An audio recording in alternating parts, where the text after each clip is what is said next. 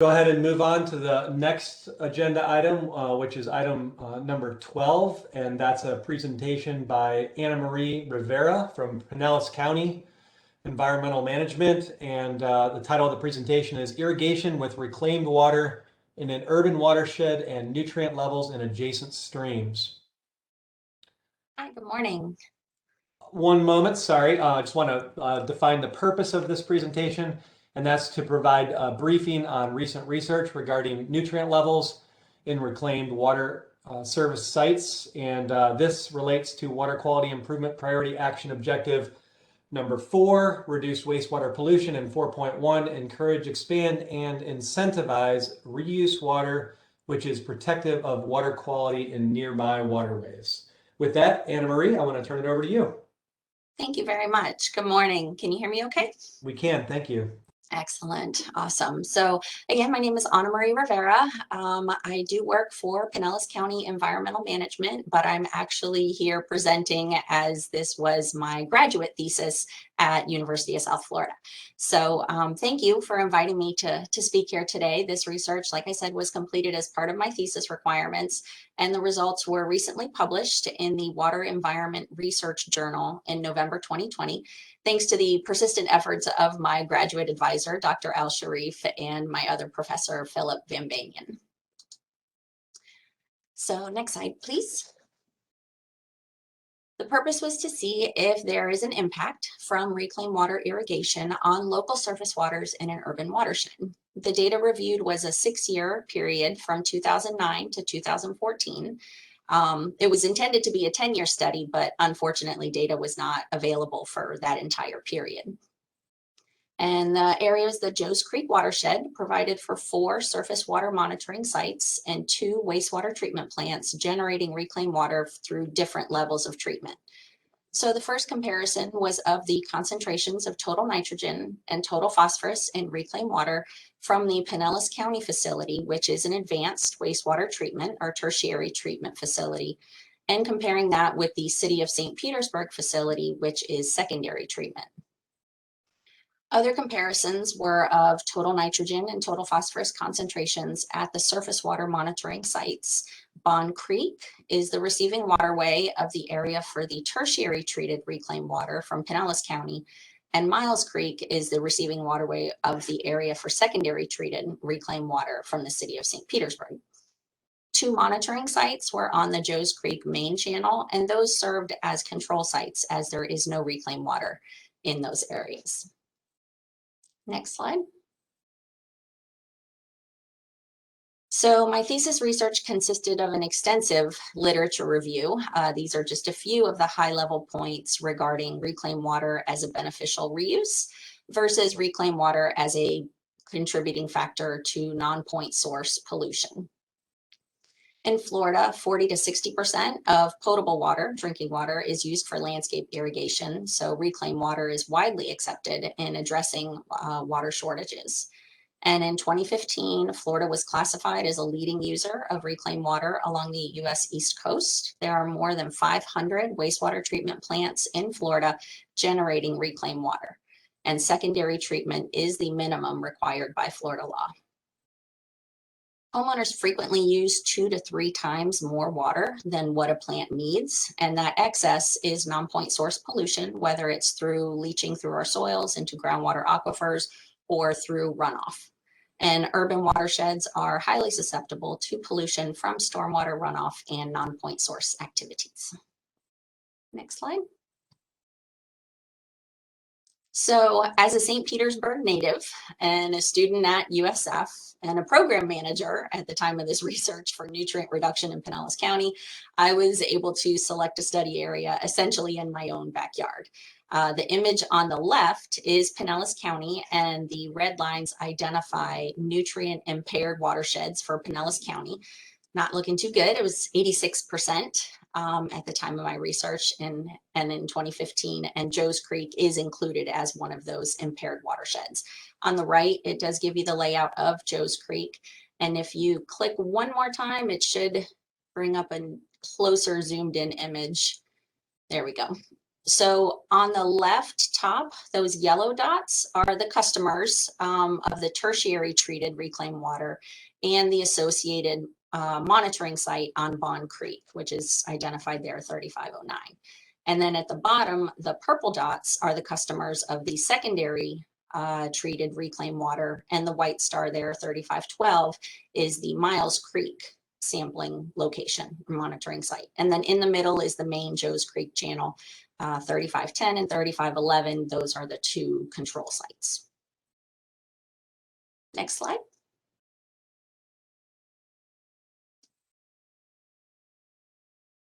Okay, so we're going to spend a little bit of time on this slide. I'm going to mention some data values that are not necessarily on the slide, but they are in the journal article in detail. So the image on the top left is total nitrogen, and then the image on the bottom right is total phosphorus.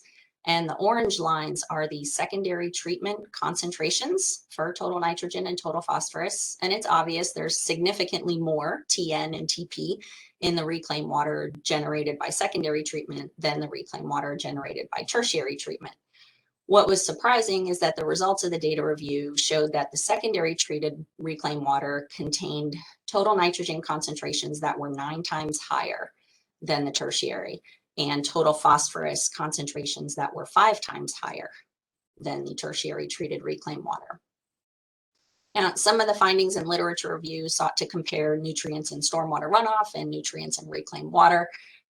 So I'll touch a little bit on that.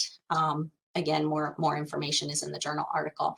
But stormwater research is evaluated through EMCs, or event mean concentrations, which is the average concentration of a pollutant in annual rainfall events, as classified by various land use types. So the Joe's Creek watershed is 73% residential medium density and residential high density. And in 2011, the EMCs for total nitrogen for those land use types were 1.87 and 2.10 milligrams per liter, respectively. As it pertains to this particular research, the tertiary total nitrogen mean was 2.16 milligrams per liter. So very close to the stormwater EMC of 2.10, whereas the secondary total nitrogen mean was 18.6 milligrams per liter, which far exceeded the stormwater EMCs for total nitrogen. And also during the literature review, there's authors claim that total nitrogen concentrations in reclaimed water are 2 to 15 times higher than stormwater runoff, and that holds true for this research, for this study period. As for total phosphorus, same thing, looking at the land use types which are similar to Joe's Creek, the residential medium density and the high density are 0.3 and 0.5 milligrams per liter, respectively.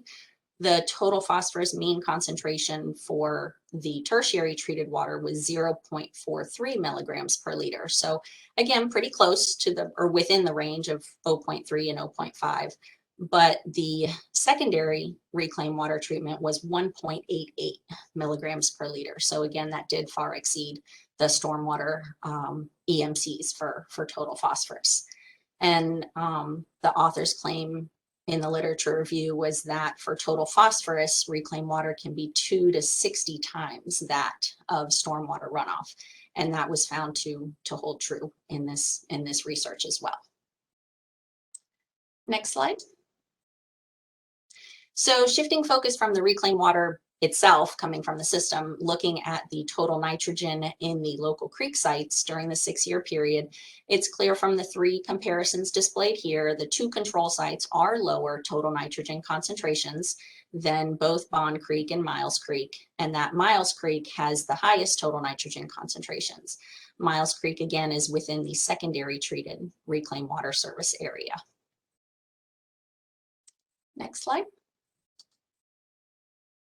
So similar, here are the results displayed for total phosphorus across the creek monitoring sites. The control sites are measurably lower, and Miles Creek has the higher total phosphorus concentration during the study period. Those are 3 different analyses there. Next slide. So several hypotheses were part of this research, but these were the two main results. The first was expected that there would be higher nutrient concentrations in the creek within the secondary treated reclaimed water service area over that of the creek in the tertiary treated reclaimed water service area. And the research results supported or confirmed that Miles Creek had more elevated levels of total nitrogen concentrations and total phosphorus concentrations than Bond Creek, which is in the tertiary service area. And then the second hypothesis that was expected was that both Miles Creek and Bond Creek would have higher nutrient concentration values than either of the two control sites, which were outside of reclaimed service areas. And those research results confirm that hypothesis as well. Next slide. So these are some of the general conclusions from the research. My thesis paper was 133 pages, as you can imagine, so I can only fit so many bullets on the slide here. But these were some of the main points. And analysis did reveal that reclaimed water used for irrigation is a potentially significant source of nutrient pollution in urban watersheds. Next slide. Now, this is perhaps the most telling visual in the difference of how much nitrogen can be applied to landscapes through reclaimed irrigation. These calculations were based on UF-IFAS recommendations of 3/4 of an inch watering per event, watering per irrigation cycle. And we used the City of St. Petersburg voluntary reclaimed water restriction of 3 days per week. So with those calculations, this is what we're looking at, the application of nitrogen to a typical residential property of 1,000 square feet. And that's identified by UF-IFAS. So for some analogy, the annual limits of recommendation for nitrogen for St. Augustine grass, which is the most common type of grass type, is 4 to 5 pounds per year. And the annual limit of recommendations for Bahia and zoysia grass are less than that of St. Augustine. Additionally, I'm not sure how many of you are familiar with the Pinellas County Fertilizer Ordinance, but it does limit application of nitrogen to 4 pounds per 1,000 square feet per year. So simply by irrigating with reclaimed water from St. Petersburg, following the voluntary limitation of 3 days per week, watering at the recommended amount of 3/4 inch per watering, one property alone can be applying 5 times more nitrogen than what is recommended. This does not include any additional fertilizer that property owners may be using throughout the year. And a co-student of mine did a follow-up study using the exact same properties that we used for this. And she went through and interviewed as many of these property owners that she could and found out that 60% of the residents who use reclaimed water from Pinellas County also apply fertilizer. And 73% of the residents who use reclaimed water from City of St. Petersburg also use fertilizer. Next slide. So there were some limitations to this research. While the project did look at 6 years of water monitoring data, the sample dates were on average 6 to 8 weeks apart. So they're considered point in time. Short-term changes in nutrient concentrations were not captured. The research did not look at nutrient loading. It just looked at nutrient content in a specific location. And then most notably, while the watershed was looked at for equality among land uses, soil types, rainfall, lack of point source pollution in the watershed, the research did not collect specific rainfall data at each site. We did rely on one USGS rain gauge, which was in the watershed, but we did not collect rainfall at each site, and we did not investigate other nutrient sources present in stormwater runoff. So many of those limitations were beyond the scope of the study, which relied upon secondary data. And lastly, the study looked at only 172 homes within this small sub-basin area, whereas the service area of this particular St. Pete wastewater treatment plant is over 12,000 homes. And there are 3 other wastewater treatment plants in St. Petersburg that also provide secondary treatment. So further research would definitely benefit watershed managers and the general public's consciousness of addressing nutrient pollution in our local waterways. Next slide. So the research project highlighted potential pollutant sources from reclaimed irrigation practices within the Joes Creek watershed.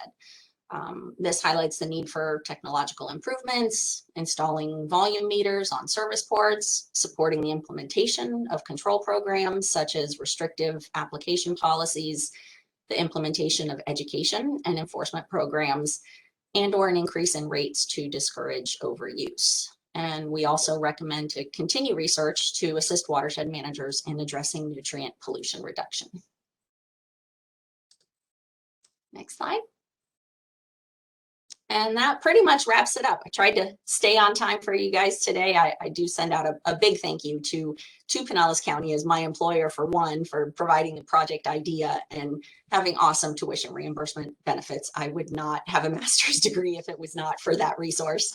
And Pinellas County Utilities Department and St. Petersburg Water Resources Department were really great in providing the data so that I could do this project.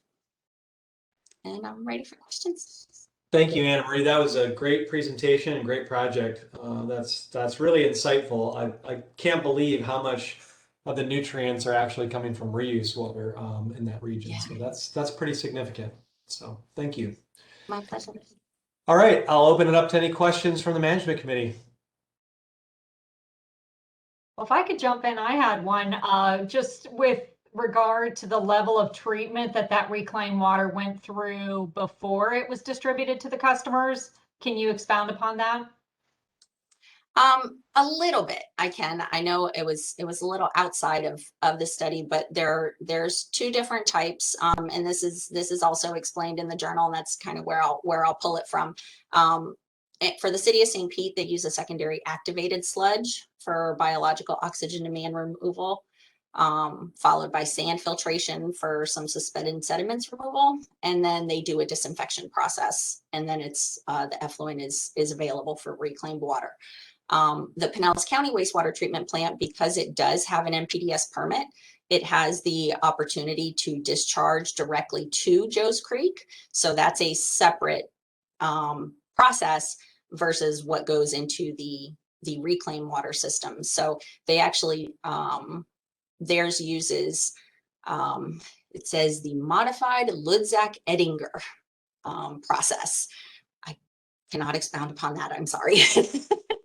But they do the removal of suspended and dissolved substances and organics, and then disinfection as well. Well, that's good to know. I think that, of course, plays into the overall loading rates coming from the application of it. Has there been any discussion about moving to AWT for reclaimed water? I know that sounds kind of radical, but I mean, rather than focusing on the usage, is there any thought about just upping the treatment before it's distributed? Well, I mean, Pinellas County is doing that. Theirs is advanced wastewater treatment before, going out for reclaimed water. For the city of St. Pete, I cannot speak to that. I do know that they've had some challenges with their wastewater treatment plants over the years, that they definitely have some focus issues to address. So I'm not sure that they're in a position with their multiple wastewater treatment plants to upgrade them to advanced wastewater treatment. It is optional for utilities. It's not required by law. And that's where, this type of research, and hopefully more like it, will kind of speak to that regard, that for Florida, maybe secondary wastewater treatment may not be good enough, especially if we have all of these nutrient issues and so close and surrounded by water. But it is optional, advanced wastewater treatment, not required. Thank you. It looks like Lazan, you have a question? Hi, thank you, James. Sure. Hi, Anne-Marie. My name's Lazan Garcia. I work at the Southwest Florida Water Management District. Anthony Andrade is our reuse coordinator. Yes, and we we have our reclaim met? map we'll be talking about. And one of the things that he has told us about is this tool that Pinellas County has so that residents can look at the amount of total nitrogen that is applied based on their irrigation rates so that they can be knowledgeable about not over fertilizing with, you know, other fertilizer. So could you just expound upon that a little bit and how that, you know, it seems like that's a really great tool, but from what you're saying, you're still seeing quite a large percentage of people who still use fertilizer.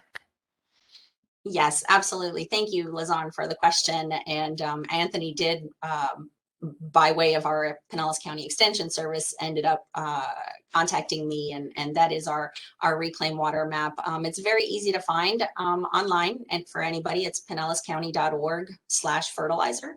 And the image of the map is right there. We actually have, I believe it's 9 different reclaimed water providers in Pinellas County.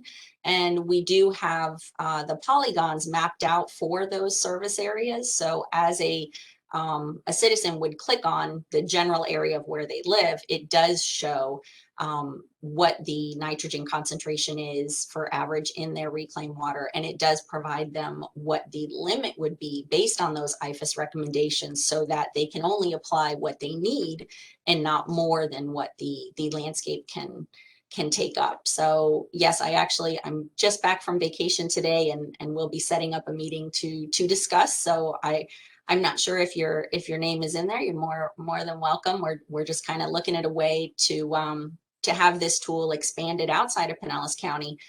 So we were really happy for Anthony reaching out. This tool was developed internally with our GIS staff and our utilities staff. We have great partnerships with our municipalities. They're actually our co-permittees for our MPDS permit. So reaching out to them and asking them for information is great. You know, they do provide that to us. So this tool was initially created in 2013, and then we've updated it a couple of times. So we try to stay on top of it every year or two to go back and get the data again and then run it through the calculator so that it can have the most current information for residents. But yes, if you were to click on any of the polygons for the St. Pete service area, it would say 0. No need to apply any additional nitrogen. We, for Pinellas County, as part of our fertilizer ordinance outreach program, our ordinance is pretty complex, so we took it in pieces as to how to do different processes and how to get that information out there. So just last year was when we really started the push, and even more now, to get this information out to the public. So it's there. It's been pushed through our county extension, and we've had some partnership with the utilities public education events, but obviously due to COVID, those were hampered a little bit. So we're looking forward to trying to get that information out to a larger scale. So thank you for the question. Thank you. I think it's looks like it would be very useful for other municipalities that have reuse. So hopefully it will be expanded. Agreed. Thank you. Thanks, Lazan. It looks like Holly Milbrandt has her hand raised. I do, and I think that's actually a nice segue into my question and comment, which I was going to mention that. Well, I guess let me start off by saying that those numbers are staggering, and it seems like we have a lot of education still to do. If the average person is applying 2 to 3 times as much water as a plant needs, and to look at those nitrogen numbers, I mean, we can spend $20 million to upgrade a wastewater treatment plant to AWT, but it's free to educate people to conserve water. So seems like we definitely have some work to do there. And I was just going to mention, I know we've given presentations about the city's Sanibel Communities for Clean Water program, which is a neighborhood water quality program in which the city's trying to help neighborhoods on Sanibel make improvements to their community lakes. And one of the things we have as part of that website is a reuse water calculator as well, that helps people to sort of look at how much irrigation am I applying in the form of reuse water, and then to make adjustments to their fertilizer applications based on that. I'm not sure how often it really gets used. And I think if you could tie that into some of those numbers that you showed, particularly as it relates to recommendations from IFAS, I just think people have no idea how much they're overwatering and how much they're over nutrifying their landscapes. So really interesting presentation and really interesting work. Thanks. Thank you, Holly. Yes, you're absolutely right. I can tell you in 2019, pre-COVID, when we did have a really strong partnership with our utilities department and our extension, and we were out doing events, part of our initial conversation was, do you have an irrigation system? Okay. Do you know where your water comes from? No. So they could not even tell us if it was well water or if it was potable water or if it was reclaimed water. So, you know, that in itself was eye-opening. So yeah, there's still a lot of outreach to be done in this specific topic. Excellent. All right, I don't see any more hands raised. One final call for questions. And if we don't have any, we'll go ahead and move on to the final agenda items. Well, thank you, Anamarie. That was an excellent presentation and very insightful, and we appreciate your time today. Thank you so much for having me. I'll see you soon. You have a good Bye-bye. day. Thank you.